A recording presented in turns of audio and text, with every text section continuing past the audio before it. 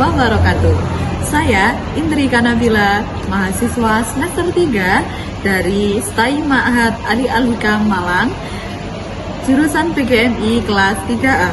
Saya akan sedikit memaparkan tugas UTS yang matkul media dan sumber pembelajaran yang diampu oleh dosen Bapak Misbahul Munir MPD. Nah, dalam tema UTS ini, dalam tugas ini saya akan menjelaskan tentang sumber belajar, karakteristik dan juga strateginya dengan tema pembelajarannya tentang perubahan zat. Nah, dari 10 sumber pembelajaran ini kita bisa menggunakan dengan yang pertama ada buku cetak, yang kedua ada modul ajar berbasis discovery learning, yang ketiga ada video simulasi perubahan wujud zat, yang keempat ada media pembelajaran interaktif digital, yang kelima ada lembar kerja siswa atau worksheet eksperimen tentang perubahan zat, yang keenam ada alat peraga fisik untuk demonstrasi perubahan wujud zat. Kita akan bereksperimen tentang perubahan zat. Yang ketujuh ada lingkungan sekitar sebagai sumber observasi alam, contohnya embun dan uap. Yang kedelapan ada diagram atau proses visual perubahan zat sebagai poster atau infografis. Yang kesembilan ada artikel dan jurnal ilmiah populer terkait perubahan zat. Dan yang terakhir adalah media pembelajaran berbasis proyek dan eksperimen siswa. Nah, di tema perubahan zat ini itu merupakan materi yang sangat penting dalam pembelajaran IPA.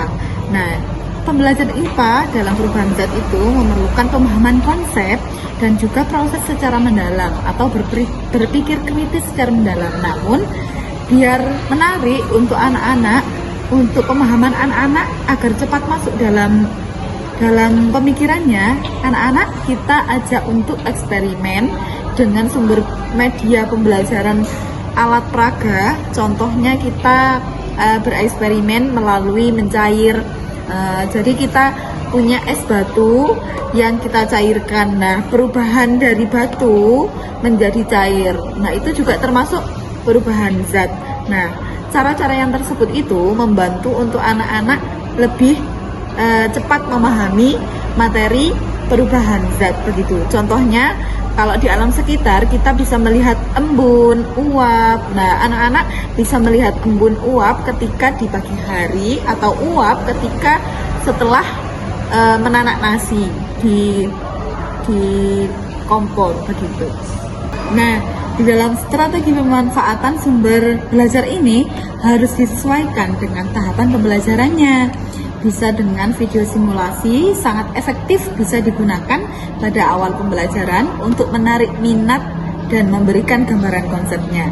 Nah, video ini itu termasuk strategi kita agar menarik siswa agar memahami apa yang akan kita pelajari.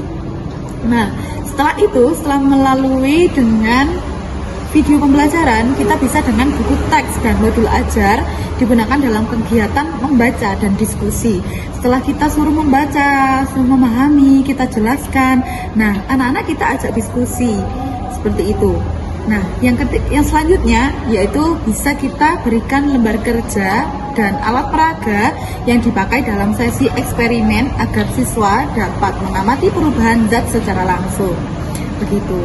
Setelah kita melalui diskusi, menjelaskan, kita mengajak anak-anak untuk bereksperimen melalui apa yang terjadi dalam sekitar, mencair, membeku, menguap, mengembun, begitu.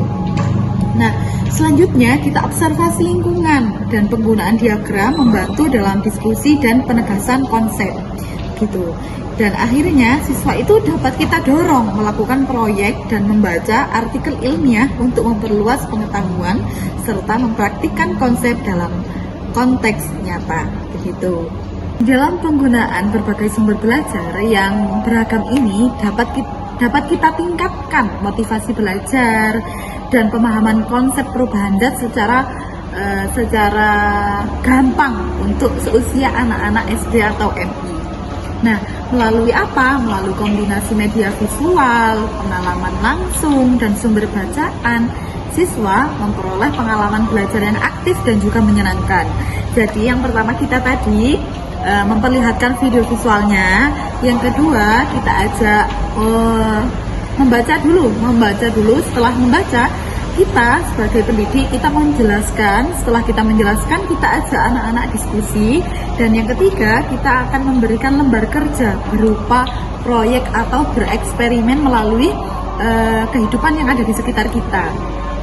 Nah, dengan penerapan strategi yang tepat, proses pembelajaran ini akan menjadi lebih efektif, mendalam, dan sesuai dengan kebutuhan karakteristik siswa.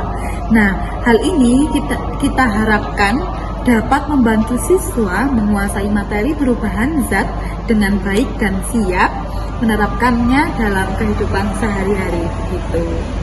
Nah, sedikit penjelasan materi tentang perubahan zat dari saya.